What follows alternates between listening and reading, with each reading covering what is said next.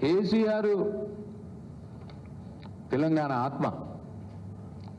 ఇదే 16 మంది ఎంపీలు టీఆర్ఎస్ పార్టీకి ఉండి ఉంటే ఇవాళ పరిస్థితి ఎట్లా ఉంటుండే?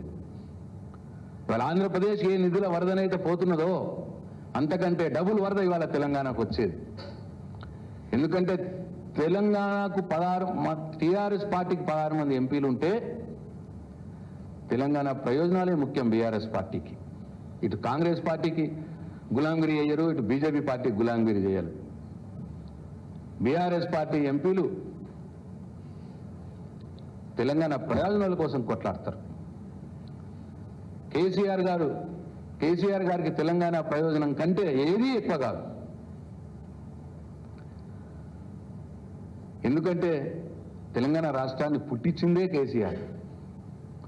10 సంవత్సరాల కాలంలో నంబర్ 1 రాష్ట్రంగా తీర్చిదిద్దిందే కేసీఆర్. 16 మంది ఎంపీలు ఉంటే కేసీఆర్ చేయిలో ఇవాళ ఈ గతి పట్టేదా తెలంగాణకు? ఈ నిస్సహాయులైనటువంటి 8 మంది కాంగ్రెస్ ఎంపీలు, బీజేపీ ఎంపీలు తెలంగాణ శత్రువులు కాదా అని చెప్పి నేను అడుగుతా ఉన్నా. అట్లనే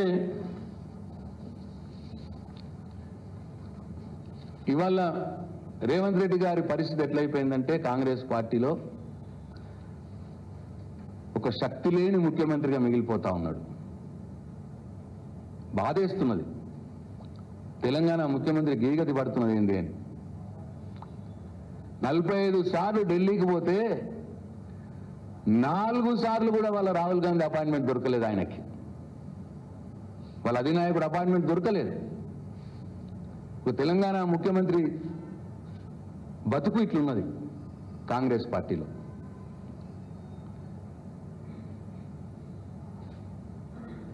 ఎమ్మెల్సీల నిర్ణయం తెలంగాణలో జరగదు, మంత్రుల నిర్ణయం తెలంగాణలో జరగదు, చివరికి మంత్రుల శాఖలు కేటాయింపు కూడా తెలంగాణలో జరగదు. ముఖ్యమంత్రి పోయి ఢిల్లీకి పోయి 2 రోజులు పడగాపులు కాయాలి, అయినా వాళ్ళ అధినాయకుడు అపాయింట్మెంట్ దొరకదు. వాళ్ళ ఆ పార్టీ సెక్రటరీలు చిట్టీలు రాసిస్తారు. ఓ చిట్టి రాసిచ్చి ముఖ్యమంత్రి ముఖాన కొడతారు. గీ మంత్రి షాకి, గీ మంత్రి షాకి అంటే ఆ చిట్టిని మహాభాగ్యం అని చెప్పి తీసుకొచ్చుకొని ఇవాళ మంత్రులకు శాఖలు కేటాయించే పరిస్థితి. అది 3 మంత్రులు ఎక్కువ కాదు, 3 మంత్రుల శాఖలు కూడా కేటాయించలేని నిస్సహాయ శిస్తులో శక్తిహీనుడిగా తెలంగాణ ముఖ్యమంత్రి రేవంత్ రెడ్డి మిగిలిపోయింది. చాలా దురదృష్టం. ఈయన చెప్పిన వాళ్ళకి ఎవరికి మంత్రి ఇయ్యలే. మొన్న 3 కూడా ఈయన చెప్పిన వాళ్ళు ఒక్కరు కూడా లేరు. ఆ నిస్సహాయ స్థితిలో నిన్న ఇష్టం వచ్చినట్టు ఆ ఇష్టాగోష్ఠిలో మాట్లాడిండు. తెలంగాణ ఆత్మ గౌరవాన్ని ఢిల్లీ మోకాళ్ళ దగ్గర మోకరింపు చేసినటువంటి ముఖ్యమంత్రిగా మిగిలిపోతాడు రేవంత్ రెడ్డి గారు ఈ చరిత్రలో. చాలా బాధగా ఉన్నది.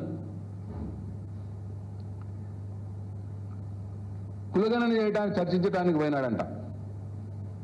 వీళ్ళు చేసిన కులగణని కర్ణాటక రాష్ట్రంలో నేర్చుకోవాలన్నట. దానికోసం పిలిచినామని చెప్పి పైకి డాంబికం డబ్బా కొడతారు. ఇక్కడ జరిగిన కులగణనే అటర్ ఫ్లాఫ్. 80% మంది ప్రజలు తెలంగాణ రాష్ట్రంలో కులగణనలో పాల్గొనలే. ఊరికేదో వచ్చిరంటే వచ్చిర్రు, వాళ్ళు ఏదో చెప్పిరంటే చెప్పిర్రు, రాసుకున్నారు, పోయినరు. ఎవ్వరు కూడా ఏ వివరాలు, నువ్వు ఇష్టం వచ్చినట్టు సొంత వివరాలు, పర్సనల్ వివరాలు కూడా అడిగి కులగణన పెడితే ఎవరు పాల్గొంటారు? Fail, utter flop. దానికంటే డాంబికాలు కొట్టుకొని ఇక కర్ణాటక నేర్చుకోవాలన్నట్టు ఈయన కులగణను చూసి.